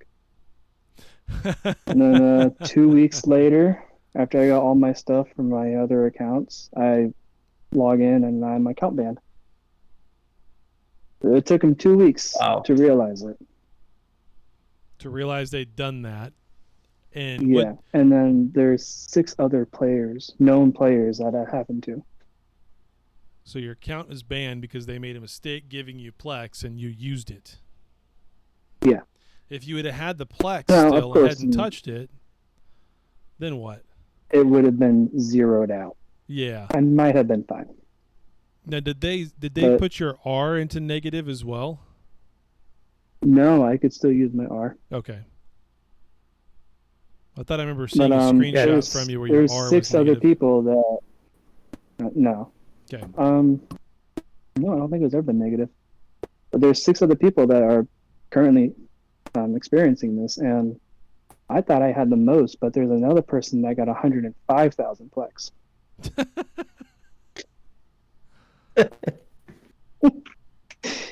Yeah. That's crazy. But, as of yesterday, I am no longer banned. However, there are still limitations. I can't skill or reskill my my LAS. So I have 13 million LAS, and I can't skill out of accounting. That's not too bad. I'm still stuck with that. Accounting is good. Yeah, accounting's fine. Yeah, so I want to wind back just a little bit because, like, when they realized it, they deducted 21,000 Plex from your account and trade banned you, right? Yep. And like you couldn't launch PI or anything like that, and so then you started conversations. Couldn't deposit this to wallet. Couldn't move anything to core hangers. Couldn't do anything. Right. I couldn't even buy. So then you buy created a Omega. support. Yeah. Wow. So then you contacted support and what they have to say. They told me that there was abnormalities and my account is banned. There's nothing they can do. I'm like, fuck shit, there's not. But I contacted Arrow, and I guess he did something and they unbanned me. But That's pretty much it. I mean, no explanation as to what they did on their end? No, nothing. They just said it was an abnormality after the update. Yeah, it's abnormal for you to give me something like that for free. Thank you, NetEase. So therefore, it's not my fault. What the hell? Yeah, I don't understand why you're not being, what do you call it when you give something because you made something, you made a mistake? Generous? Yeah, why you're not compensated for everything? I think this sounds so weird. Yeah, it's a weird issue, and granted, he's had to experience and deal with all this stuff recently with his account because it's like I don't think it happened on his main account, so there was that, but I'm sure it's happened to people's main accounts where it's bigger of an issue. But yeah, I think this is just the other guy that was TSC. That was his main account that got banned. Nah, it's okay then. We can ban the TSC accounts. I'm kidding. Maybe he was an FC. Oh, maybe he was the alliance leader. Remember when that was happening? Remember? Yeah. Oh man, those are back in the GenFed days. I think they did it to Honk. I think GenFed was affected by it. It was if you can get enough people to complain about a certain individual, they would get banned. And people were purposely targeting certain characters that were operating like SRP wallets, Alliance, et cetera, and getting them trade banned. That was an actual thing, probably 2 years ago, maybe a little sooner than that, but I remember that. That's crazy times. Funny. But yeah, they would do that. Same thing for like FCs. If you're like the main Alliance FC, then people would actually say in their chats to mass report a certain individual so they don't attend the CTA. There's crazy crap like that. CTA is over before it begins. Right. Yeah. It's crazy, right? It's crazy. But in this whole thing too, it brought up like I look at it as customer satisfaction. This is very okay. Consider it an anomaly on the game's end. We know that they can spawn Plex in. There's a command for everything. The devs can do whatever they can do on the game. Just we already know that. Somehow he gets Plex added to his account unknowingly, logs in, says he's got Plex. Okay, well, I'm gonna spend it. Sure. Then the game acknowledges it, bans him, removes the Plex, so now he's in a negative, can't do anything in the game. I think this is just poor customer service on their part because, granted, they did allow you to do things again, but you're still in a negative 21,000, right? I'm still negative. I don't think that's going to change. But do you have they should have zeroed that out. Do you have the stuff that you bought? Oh, yeah, I do. Yeah, so just never... If they're going to ban it, then they're going to have to ban my entire corp because there's still 7 billion I left behind. They're all accomplices. Yeah, don't ever invest in Plex. That's funny. Rip. Rip. No IP for you. You would think that they would just say, okay, this was our fault. We're going to compensate you and make, this never happened, basically. And here's maybe a little under the rug ISK to not say anything. Yeah. Well, I mean, if it really only affected... It's customer satisfaction. If it really only affected 6 to 7 players, then I don't see what the problem is of just saying, sorry, your Plex number is now at 0. Whatever you used it for, did for, whatever else, too bad. That's on us, not you. You got lucky. Right. That's your version of a lucky box. Off we go with life. Like, yeah, that's won the lottery way it should right be. there. That should be how it's handled. Yeah, I agree. So. And I'm also curious on why they didn't have a system that picked this up. Like, all of a sudden, this guy got 21,000 AUR. He didn't buy it. He didn't convert it from R. So it just went for 2 weeks. I think they have logs as to who can run certain commands or when things like that happen, and they could look back and see. And it's probably exactly what they did. And they're like, oh, who the heck? Wait a minute. What? What? It's all logged, and eventually you're bound to get caught anyway. But granted, you did it unknowingly too, so it's kind of weird how that all happened. I did talk to Taylor, I think it was like a day or two after it happened. I'm like, so can you check IDs in game? He's like, yeah. I'm like, so theoretically I should check mine and then compare it with 1 or 2 numbers off to see if somebody else was supposed to get it, like an active account. Sure. I didn't realize it was Sure. an actual, like, accidental add to multiple players because of an anomaly. I thought it was just a dev giving somebody 21,000 plex and forgot.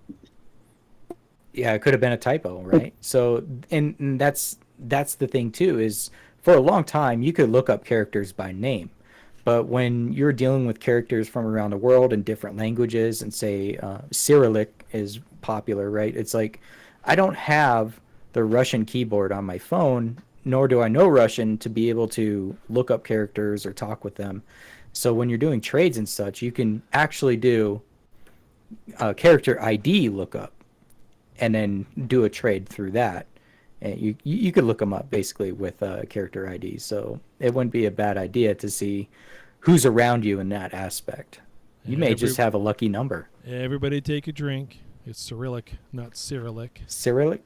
Cyrillic. Cyrillic? Cyrillic. Acrylic? It's not acrylic. Acrylic?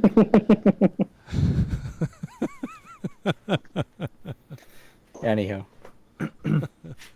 So, thanks, Space Rent-A-Cop, for telling us that. You know, like I said, I think it was better with you describing it than me sitting here blabbing about it. So, thanks for coming on. Oh, yeah, I just want to give a shout out to Chase and Hans for putting up with my shit for the past year I've been with you. Taylor knows what I'm talking about. Uh-huh. I do. Just for that, I'm gonna ping Chase.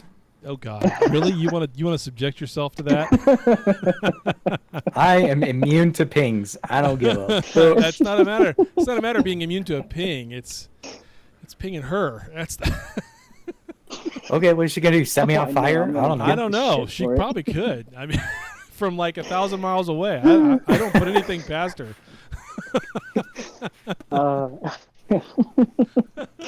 And Hans too. Yeah, she's gonna hate me. Yeah, Hans doesn't scare me. Is it Hans or Hans? Hans. I always thought it was Hans. It's Hans. Yeah. Okay. Yeah. Okay. Thanks. All right. Well, thank you guys for having me on.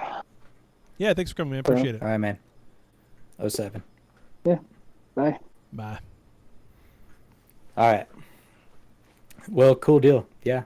I thought that was pretty interesting, what happened this last week. I don't know if too many people have heard about that. I know he's been pretty vocal about it in Alliance General Chat. So, you know, for others that are out there that may not have seen something like that, yeah, weird stuff happens. Weird stuff like that happens. It's crazy. So that's a word to the wise. If you log in one day and have an abnormal 20,000 plus some odd R or Plex, and you want to press your luck, go ahead and use it. Otherwise, go put a ticket in right away and say, hey, so that you don't get yourself banned. Can I keep and have this? to go through that shit. Yeah. Just ask him if you could keep it. Can I keep it? I was just granted 20,000 Plex from out of nowhere. Now, granted, can I just keep it? If it happens on one of your alts that's not that big of a deal, then yes. Sell that shit off, keep it, move it to your main, whatever, launder it through Corp, however you want to do that, and kiss that alt goodbye for a while until you get them to resolve it. Like, who cares? That's now an indie alt. He only makes shit. That's it. He doesn't have to undock. He doesn't need IP. Right. But what if you get a faction dreadnought and you don't see it, so you're never safe? Yeah. Yeah. Always look in your hangars everywhere. You never know what you have. I could do that if I had containers, but Asheeved, they've told us they're not giving us containers. Yes. So it's way too hard. I can't do that. Way too hard. You know how many hangars I have across all my tunes? I mean, God. Chips? Oh, jeez. All right. Guys, pull up the suggestions list on the official EE I'll play the sound effect. We'll do some suggestions, and then we'll call it a close. All right, sounds good. I am pulling it up right now. I got to pull up on screen. Sorry. Let's see. It's time to consider your suggestion.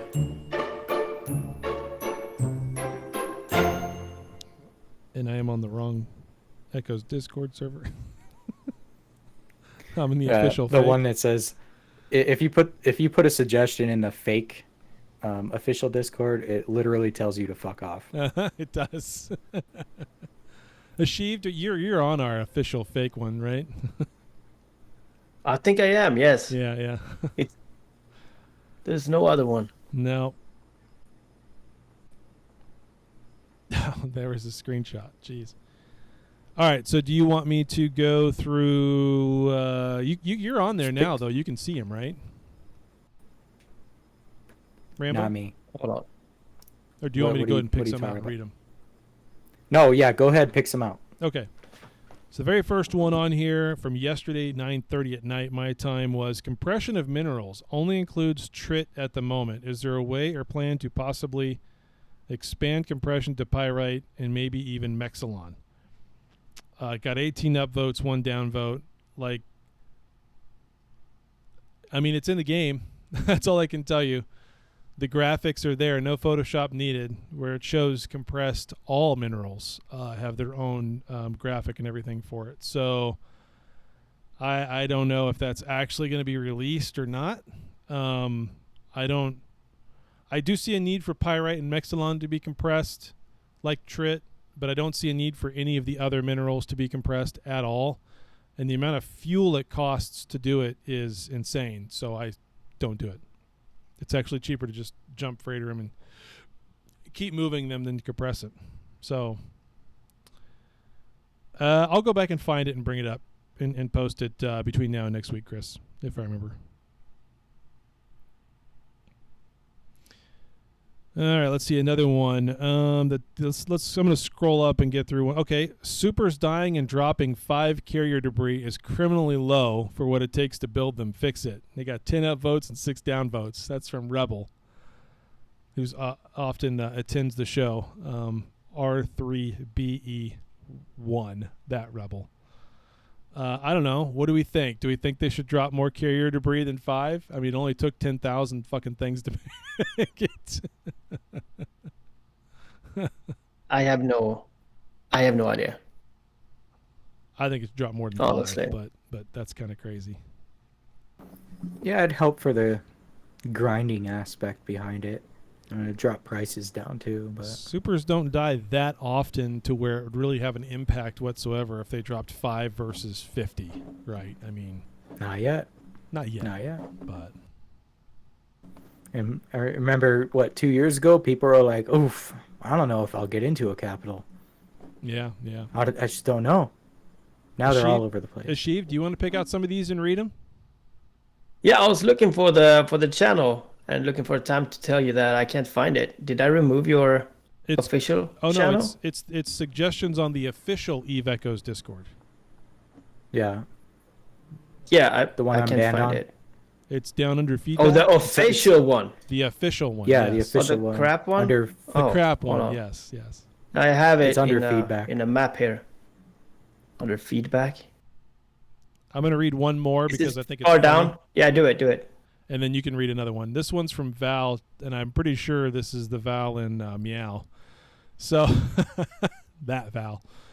The nanocore analysis results for carriers, like carrier armor HP bonus, should apply to versatile assault carriers just as much as to super carriers. Both VACs and supers are meant to be upgrades for carrier pilots to work toward.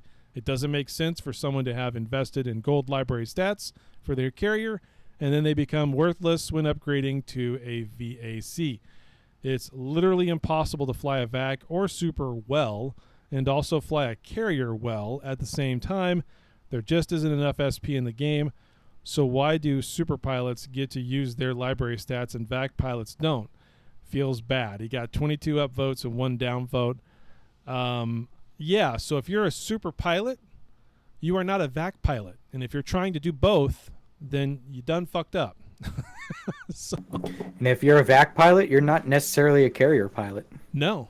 And if you're trying to do both, Only one skill will convert over coming out of a normal carrier to a versatile assault carrier. So you almost have to reskill out of that. Is it one or is it there's two? I thought there was two or three. I believe well, in my case, it was only one. It may be a multiple, but in my case, it was only one. Yeah. I don't know. What do you guys think? Do you think the library should be for carriers should go across all three of those types of carriers for the libraries anyway, for gold core analysis and all that? Well, that's where it comes down to: is it turrets, is it missiles, or is it fighters? If it's considered a fighter, make it work. If it's not, then have a separate category for lightweight ships or whatever else to be able to learn those traits for, I guess you could say. If you're going to consider them a fighter, then make them acknowledged as a fighter when it comes to all that type of stuff. Because it's like, at this point, it's like, what the heck? Is it a fighter or is it a lightweight ship? Is it, so... It's not really a fighter; it's a lightweight, right? So I mean, they've made that distinction pretty clear. But so there should be stats for lightweight. If you pull your fittings, if you pull up your fittings on that, though, it shows as a fighter, even though they're lightweight ships. Yeah. But and also too, we could go even further and say, oh well, it's a drone, so I need to get all the drone skills too. So like, how far back do they want to go? Yeah, that sounds dumb. There's not enough. There's not enough nanocores when it comes to those types of ships anyway. Really, in the game, there's not enough carrier nanocores, dread nanocores, vac nanocores, super nanocores, and they're not jump freighter nanocores like capital nanocores all the way across the board. There's not enough of them. They're not available 9 times out of 10. None of those nanocores are available right now. Even if I wanted to spend cash, I couldn't get one right now. None of them are available. So they need to be in the Concord store the same way all the other nanocores are. And there needs to be a broader variety across all of those. So, yeah.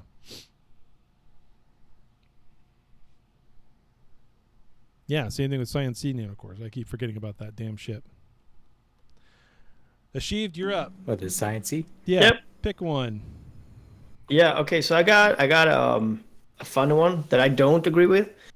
Demon Instinct says Omega Duo gets added additional accommodation weekly plus 20. So if you have Duo Omega, you get plus 20 accommodations from Concord. Oh. And I don't think it's a good idea. I mean, I like it, but it's not a good idea. We don't need that extra money, I don't think. But that's just me. Even though I like the money, but oh yeah, I don't think it's good for the game. Well, I run out of accommodations all the think, time, but I don't think I need more because that's a little overpowered. That's we've already got an inflation issue. Let's not add to it. Exactly. I think he's just trying to brainstorm as to additional perks with Duo specifically. Yeah. Sure. It's like, well, if you pay the additional cost, then maybe you get an additional benefit like that. But on top of your SP gain. That's also pushing people to go from Alpha to Omega to Basic Omega, Standard Omega. And I think if you are Alpha, you should have one type of perks. But like if you are Omega, you should have one, not, do Omega, you get even more. Because it's I don't know. It feels like then you have that on top of all the nanocores that we have, and you have that on top of all the implants that we have. I think it's going to be too much. From Alpha to Omega, that would be enough. Yeah. I think if you wanted to give a perk to Duo Omega to get more, if you're looking at it from NetEase's perspective and you want more people to be in Duo Omega and you wanted to give them some type of a perk in order to get more people to do that. You have a perk. You train skills faster. Well, that's it. That's your only perk is the skills training, right? Yeah. So, and I'm fine with that. But I'm saying if I was coming from NetEase perspective and I needed more people to do Duo Omega, then now that Duo Omega is month to month, and now that Concord is exactly month to month, then I would put some kind of a bundle in there to where you can do your Duo Omega for that month, plus your Concord pass, and have a discount when you buy both together. Because right now Concord Pass. Oh, that's a good one. Yeah, sure. Concord Pass is what, 15, and Duo Omega is 15. In US, it's $14.99. I think that's right, isn't it? I don't know. I don't pay it. So it's like $30. Yeah, I don't know either. Let me go look it up. I'll go look up in the Concord So- store what it is to buy. I want to you're say saying- Duo is $15 US. It's $14.99. Duo Right. is, yeah. If I go and buy the Concord Elite Partner Pass or even the Advanced Concord Pass, so the Advanced one's 249R, and the Elite is $499. They already give a discount there. So how much is $499 if I go and look at that in the store? I think that would be something that I would. Shit, what do I got going on here? I got a problem. There we go. $499. Yeah, $20. So it's $20 to get 577R. You could combine that now that it's month to month. If you wanted to drive people into Duo Omega, you could give a little bit of a discount there and call it 10 instead of 20, because you bought Duo Omega that month. But yeah, giving people more commendations, I don't know. No, I don't Here's a think so. I kicker. don't think so. Here's a kicker. To fly a capital or anything with a covert ops cloak, you need to have Duo. Yeah. Fuck you. If you have, if you got Duo Omega, you automatically have 10 warp away, like 10. 10 scram. Fuck you too. Yeah, Asheeved.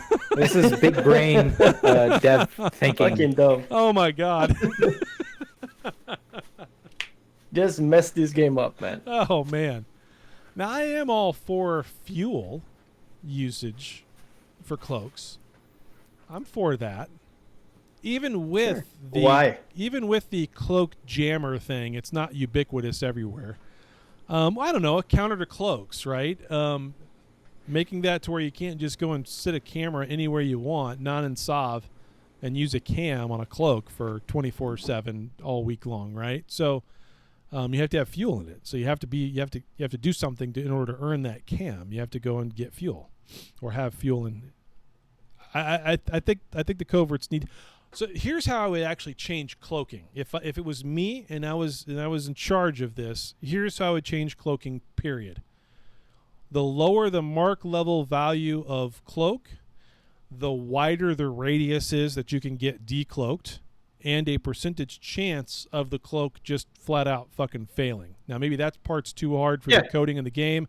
Fine, but like a Mark V has a huge area in which you can get decloaked, and as you go up in grade, that radius gets smaller and smaller down to the 2 kilometers we have now.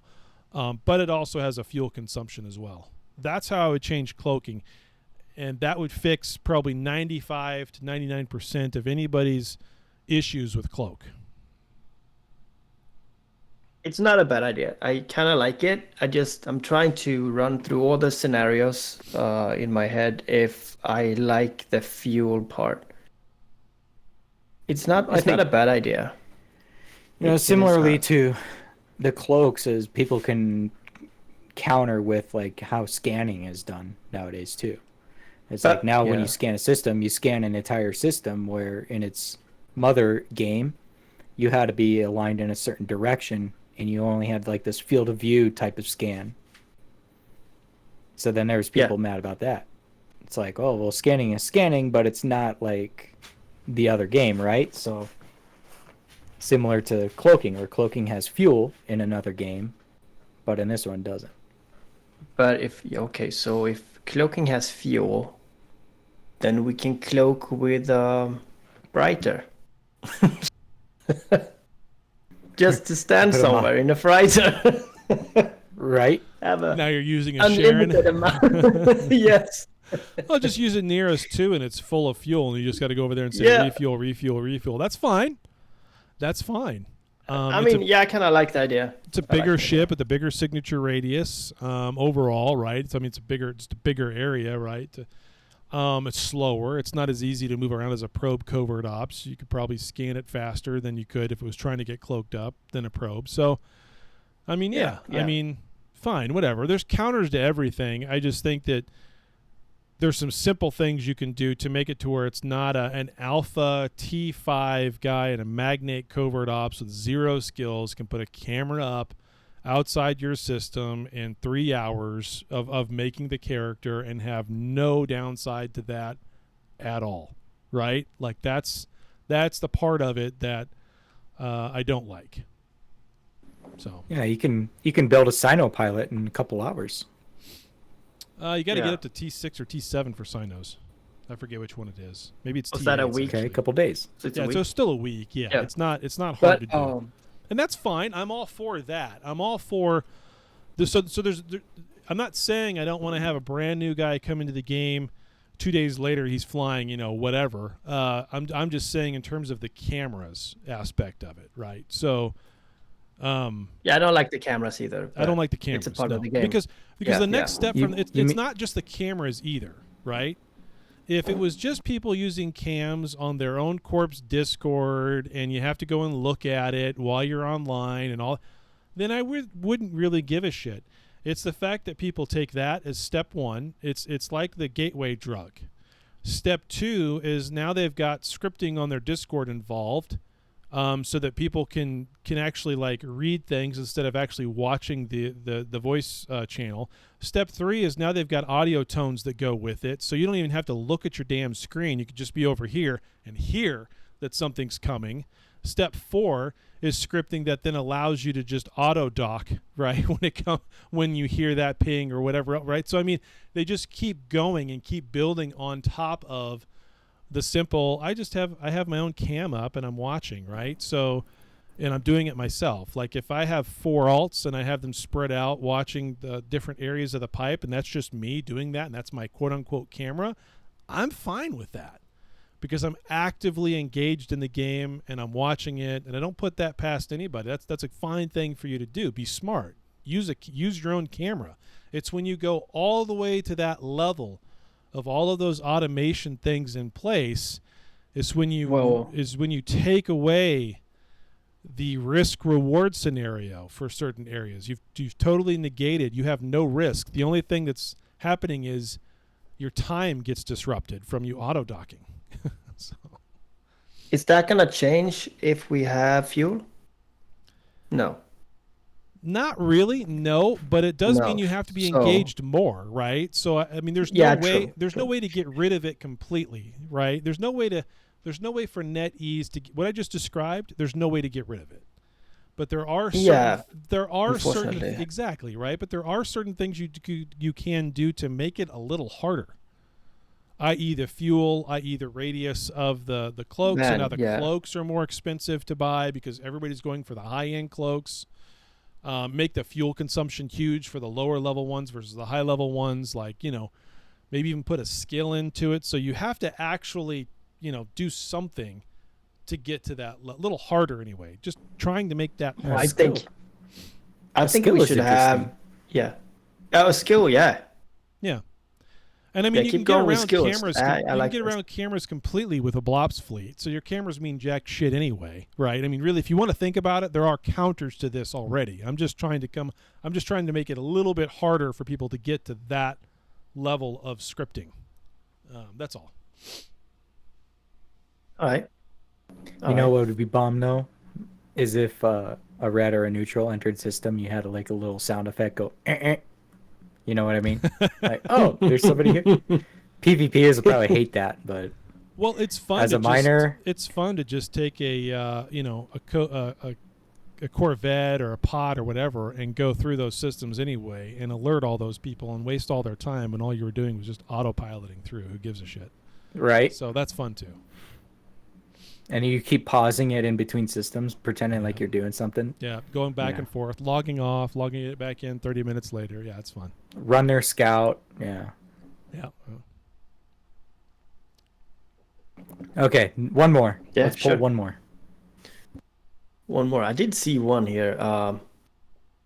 This is a funny one. Andresion64. Please bring the newer EVE Online warp sounds from PC version.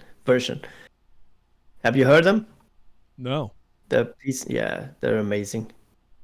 Yeah, so I'm not sure. Like it's probably not hard to get it. I'll try to look them up. Yeah. What are they? Really the warp sounds? Nice. Yeah, the warp sounds like engine starts and it's like throttling up, like it sounds really cool. I think a lot of people play without sound though. So I don't know. There's me. people that I hate it. You hate the quietness of it? No. Yeah. Well, I don't have the music. I turn off the music, but I have the ambience and the turrets and stuff. I can't play without. I have no sound whatsoever. Oh, really? I haven't had any sound in this game since launch. And I bet you have sounds when you type on your phone, right? Like this. Nope. No. Nope. No fucking sound. annoying. The clicking. Yeah, that's annoying. Yeah, clicking. Yeah. When I'm on most of the somebody and you hear those thumb sounds of them, you can tell they're typing and it's hitting you like it's hitting the mic. That's annoying too. Yeah. Yeah. Most of the time when I'm playing this game, I'm often doing other things that I'd probably be listening to, aka like my wife or a TV show that we got playing, and I'm just chilling, maybe doing some ratting or something, whatever. I'm not listening to the game per se. Yeah. Now, if I don't know, like Juby, when he records his videos, he's got all the sound going. You hear everything, right? And I'm sure you do too. And not to say that that's a bad way to play, but that's how people play. So, but like you said, Taylor, I don't really have the sound on either. I just have other things going. The only time I've ever turned the sound on is when they have new music that comes out, or during the events and all that. I want to listen to that. Autopilot and maybe engaged. Yeah, exactly. There you go. Listen to some of that stuff. Accepted. That's always kind of fun to do and kind of hear what they've put together. But and I do look forward to that actually. When it comes up to this anniversary, I'm sure they'll have a song or something that they'll do, and that'll be kind of fun. Yeah. Yeah, that's when I add it too, actually. But yeah, okay, so we don't need that sound. Is that what you're saying? We don't need better sounds in the game? It'd probably be nice. I'm fine with them putting more sounds in the game and making some things interesting for people who want to do that. That's fine. I think that'd be cool. I actually think it'd be really cool if you had different trails for, like, when you have the afterburner on or the micro warp drive on. If you could have colored, different colors of the warp effect or the afterburner effect trails, right? Like that could be part of your nanocore color scheme. If you could have those be different colors, I think that'd be kind of cool too. I'm all for little customizations like that. That maybe you even have to pay, $5 for, but they have no impact on the gameplay. But they're just fun. I'm all for things like that. What if you had a skin that? What if you had a nanocore that played music? And then, like, if somebody warped in on you, all you hear is. That would be so good. We've talked about that before. That if you warp in on someone, they now hear the music you're playing. Like, if whoever instigates the PvP now hears your music, I would pay money for that. Yes. Yeah, me too. I thought nice. Neon Rain was gonna be that when that was first launched. I was like, shit. It's got all if I the get effects. close to someone, great. It's like strobe lights and stuff. I was like, man, this is gonna be awesome. Exactly. Really like that, yes. Let the bodies hit the floor. Dude, sure.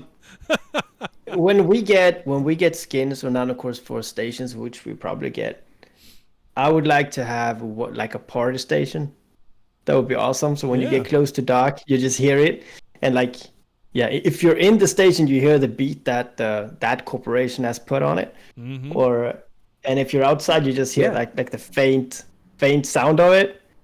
That would be so cool. All of those, like an ambient. I would pay for that in the house type thing. All of those customizations for outposts or citadels. Yeah, I'm all for that. If you got to pay cash. Well, we've seen this before. Remember when they had the thing in Jita where they did the fireworks and they had the lights going up? You would dock in Jita and it had a specific song playing. Yep. And I remember I logged into an alt or something. I had music on. I'm like, what is going on? Yep. It's like a party up in it. And of course, they did fireworks and all this stuff. Well, that was the Neon Rain event, wasn't it? Was it that event or I'm pretty sure not it was. Interstellar Bazaar? Or maybe it was Neon Rain at the time. But now if we could do that as a corp, I mean, I'd opt for corporation reward, but we know how all that shit goes down. People still don't get them. Okay, just make it part of the game then. Like, hey, if I'm a corp leader or whatever, I want to be able to set the tone of the station. That'd be cool. Now, yeah, It's just crackling just destroyed everything. Party pooper, he says, in space no one can hear you scream, so we should actually turn off all the sounds. I'm being stupid. Yeah. He's right. There is that. There is that. And that was one reason why one of the directors of the later Star Wars actually got praise, is because when that gigantic Imperial ship blown up, with the ship going through it, and it was completely quiet, the explosion, everything was all quiet. It's like, that is actually realistic in comparison to listening to an explosion in space, because you don't hear it. Yeah. But we can still hear the background sound of whatever it is out there. So it's like an ambient it's not noise. Yeah, so we should actually be hearing something if something explodes.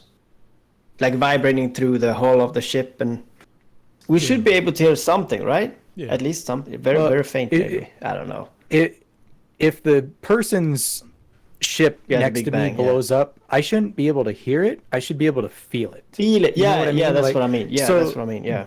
Maybe I don't hear it, but like, take half my shield or something. I go, shit, that dude hurt. It's Dude, like, oh dang, now I have we thrusters out. Okay, now I just lost a cannon. Yeah.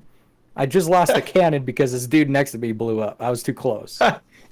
So we should have different vibrations in our phones when we play this game. We just feel like, oh, something happened now. Right. You feel the hum of the gates as you gate camp. Oh, that's cool.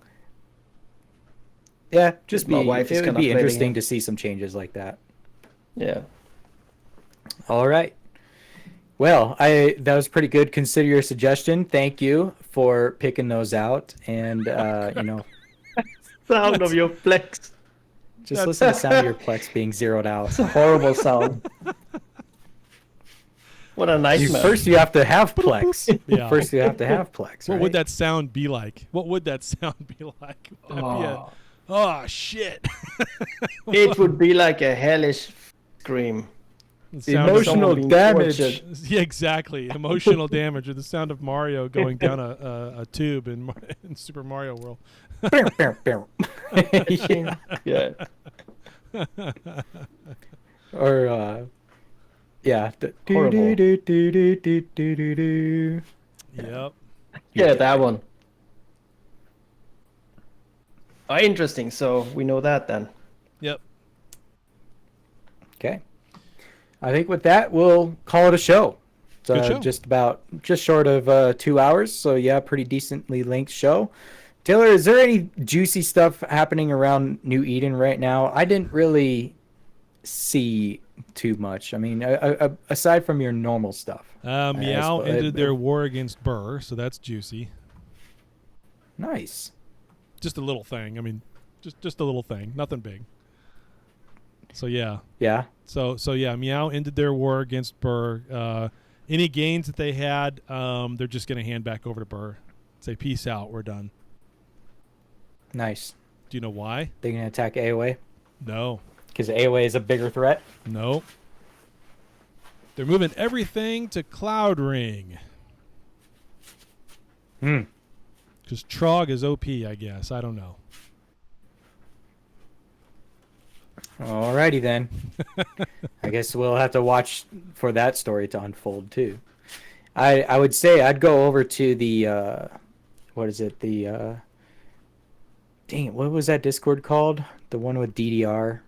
Oh, who's now started doing nothing but pinging everybody about his animations he's making, and not even about the game. Like, I'm about to leave that Discord. Yeah. Well, now he's doing like Warhammer pings and Civilization 4, whatever, 5. Play games, have fun, whatever. That's cool, but it's not an Eve Discord anymore, so I don't care. Right. I was there for the English announcements, I guess you could say, of the news from the Russian community. Yeah. But they don't even do that anymore. No. So I actually muted the Discord, so I don't even see. Yeah, and even then, all the recent announcements, it's all in Russian. So. Well, that's fine. Or how do you say it? How do you say it? Cyrillic? Written in Cyrillic. It's written in Russian. Cyrillic? I don't know why you're coming up with the Cyrillic word? It's just Russian. Russian? It's just Russian. It's written in vodka. Okay. Cyrillic? Yeah, but what's the name of the language called? Is it Cyrillic? Russian? Acrylic? I don't know. Google what's the Russian language called, and Google's going to bitch slap you and say Russian. Russian is Russian. Hey, actually, and speaking of, I know we joke, but it's exactly this it's podcast. written in harsh. It's written in harsh language. That's what it's written in. This podcast actually does really well in Russia as far as downloads and listeners. Yeah. So thank you to the listeners over in Russia. A big shout out there. We're a top 100 podcast. Actually, we're a top 20 podcast in gaming in Russia. Last I checked, we're number 15. Nice. Yeah. When I got the email, we were 15th. So it probably dropped just because of how that works over the week. You know, other podcasts come out and people listen to those, and then typically we'll land on a chart, and then it's good for like that day or a couple hours, and then we'll end up dropping. But yeah, we do pretty good. So. Out of 21, Nessable. Ouch. Rip. Wow. There's way more than that. Yeah, we're ranked 20 out of 21. Yeah. 15th out of 21. Yeah, that's funny. But I get those stats, and I do kind of like seeing that stuff. I do get the ping on that from Apple Podcasts. They tell you where you rank. You know, like Finland was another one. Poland, we ranked pretty high. Certain parts of Asia, you know. So Australia is another one. I can even break it down to cities. I think Sydney, Australia, is our number one city of listeners. Like it beats everybody else out because we have more listeners in Sydney. Even U.S. cities? Well, it's more diverse in the United States. So like, you know, we have LA downloads, we have New York downloads, we have, you know, Austin, Texas, all that type of stuff. But if they were to clump them together, then probably yes. But there's more solo listeners in Sydney, Australia, than any other country. Wow, that's crazy. So, yeah, weird, right? So, shout out to them too. Thank you very much for being a listener. Yeah. So, with that being said, I'm going to start the outro, and I'd like to give a shout out to Asheeved for joining us today. Thank you so much, Asheeved, for joining. And you know, shout out to his channel. If you don't follow him, check his stuff out. As well as thank you, Taylor. I'll see you guys next week, 07. Thank you all for listening to this week's episode of Echoes of New Eden podcast. Please take a moment to follow us on Apple and Spotify, or subscribe to our YouTube or our Twitch channel for all the content that we release. I'd like to take this time to give a shout out to the EONE sponsored content creators. If you haven't checked out these content creators, please support them as well. Damon Cell from Echoes of Last Year, Mario from Echoes.mobi, Jubilouse PvP videos, Hell, your latest Benzie wannabe, and Eclipse PvP. We will see you next week for all the latest Indie of Echoes news. Join us live on Discord or listen on one of our platforms. To all our listeners out there, fly safe, get good, and 07.